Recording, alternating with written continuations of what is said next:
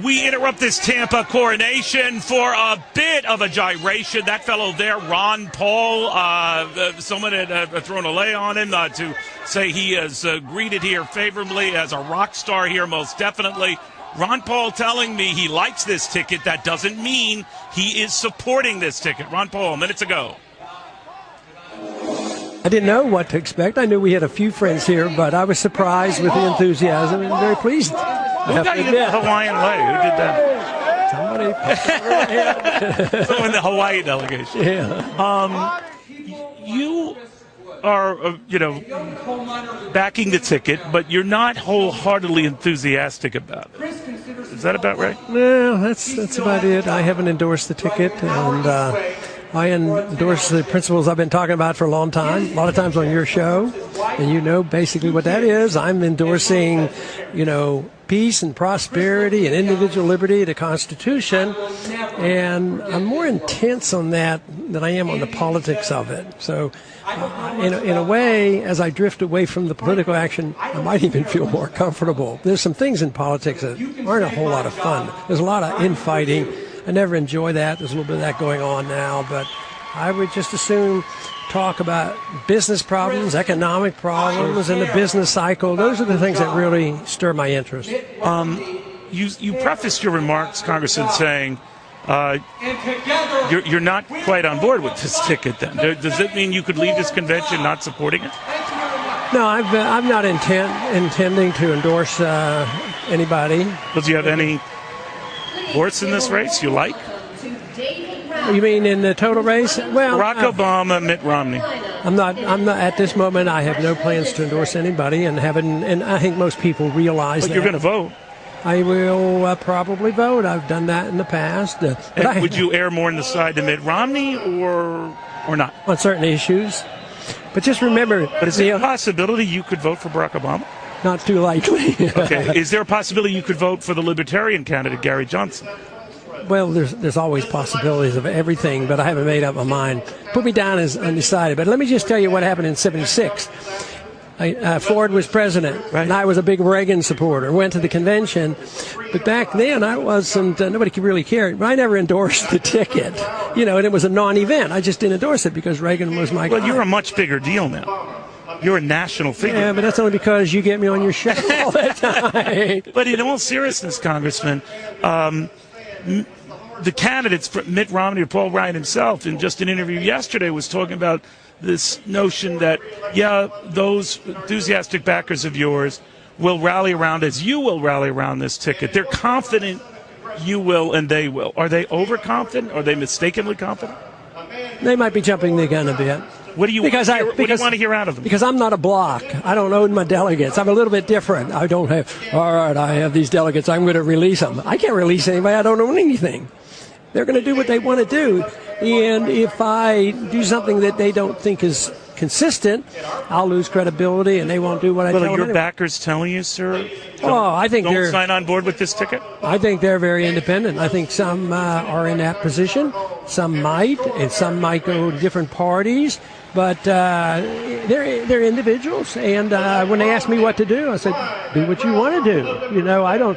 I don't see this as I see what I do as more of an intellectual movement, and we talk about revolution because we need a revolutionary change in our ideas. We just can't go along with the status quo.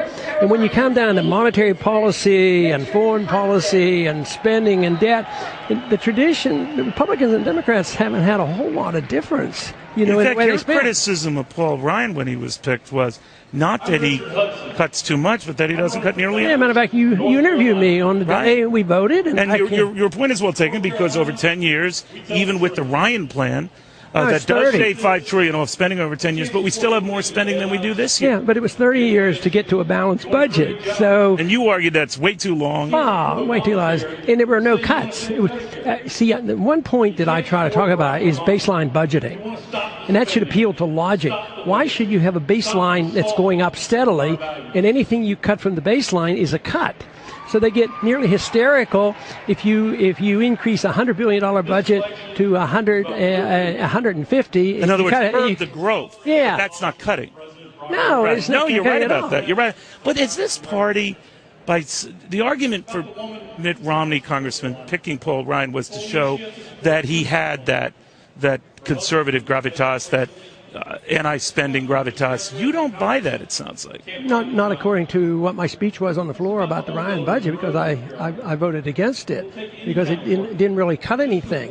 But the Democrats fall into the trap. The Democrats become the group that solidifies his reputation by saying, "Oh my Lord, look at what this Ryan does. The Ryan is slashing the budget." Conservatives say, "Hey, that's our guy." But the Democrats give him his reputation, but he's only talking about cutting proposed increases. They're not real cuts. And, of course, I'm interested in less militarism. I don't think we should fight undeclared war. So there's places where I'm convinced that if anybody's sincere about cutting, they have to talk about baseline budgeting. They have to be willing to cut domestic and foreign expenditures. Otherwise, they don't think this is very serious. And that I believe it's very serious, because I believe that we're going to get into a much worse crisis than we had in 2008. It's approaching quickly, and it's a spending problem. And if we get into the same situation as Greece, it's a much bigger deal, because we are the biggest economy and we have the reserve currency.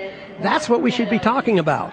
But because they don't do this cutting and they're not serious, they either don't understand or they're just willing to delay it, or figuring, I can't win if I actually cut something. Everybody yells and screams. If you cut one weapon system, you're going to destroy the troops. Well, how do you feel about these sequestration cuts, these automatic cuts? Many in your party have argued the defense cuts are draconian, they're too severe. Where do you stand on that? I think that's silly talk, because there are no real cuts. There's just cuts in the proposed increases, and that's where the problem is.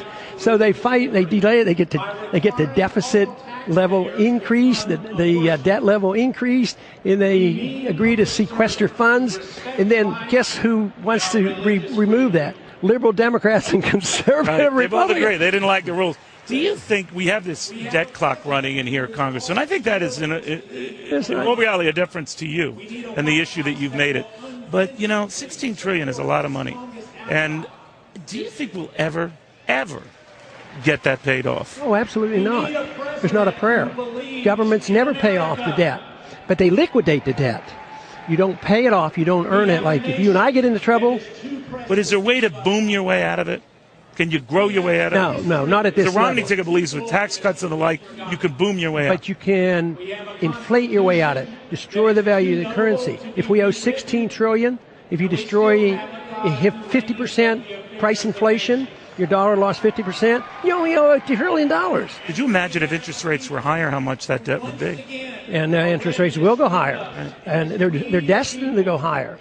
Otherwise, we don't ever have to go to work again, because we issue the reserve currency of the world. They're still selling us stuff, and they still, when there's a little shake in market, people still go to our treasury bills. That can't last forever. No, it can't last forever. Finally, your thought here at this convention, where whatever the agreements or disagreements, there's a lot of people who think the world of you here, but you don't have a huge speaking role here.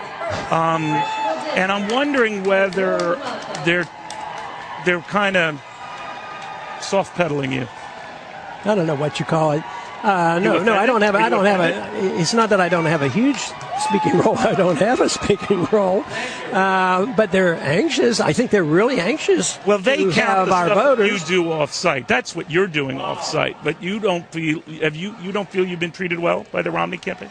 I don't worry too much about that and characterize it a certain way. Of course, my supporters think they treat us atrociously, and I sort of get it out of my system because we had a grand rally on Sunday night. But would you be angrier, Congressman, if not for your son and thinking about his future, Kentucky Senator Rand Paul, and that maybe the better part of valor is to swallow your angst or pride, whatever you want to call it, so that he could carry the torch? Well, it might sound I'm cold and callous, but guess what?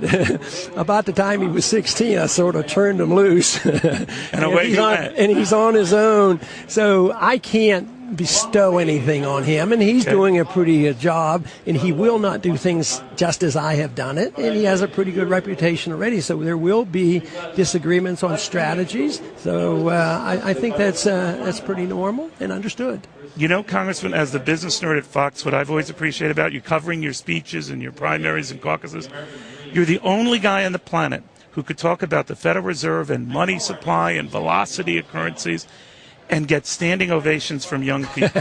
I love it. If I could do that, my ratings would be like Jay Leno's. I'll tell you what I enjoyed on the write-ups on the rally we had the other night is they talked just about what you said, and he said, what is amazing about Ron Paul, he did this, talked for an hour and 15 minutes. I can't believe anybody would sit and listen to that. But they said he never mentioned the president's name or Romney's name once. That's right. And I never, that wasn't a plan, but that's just the way my mind works, because like they want me, used to always say, attack Bernanke, attack Bernanke. Right. No, Bernanke isn't the issue. It is the issue of fiat money and the monetary policy. Well, maybe your next career is beckoning, a financial anchor at Fox. Well, I thought you were going to send me to the Fed. Congressman, thank you very, very much. Very good seeing you. All right.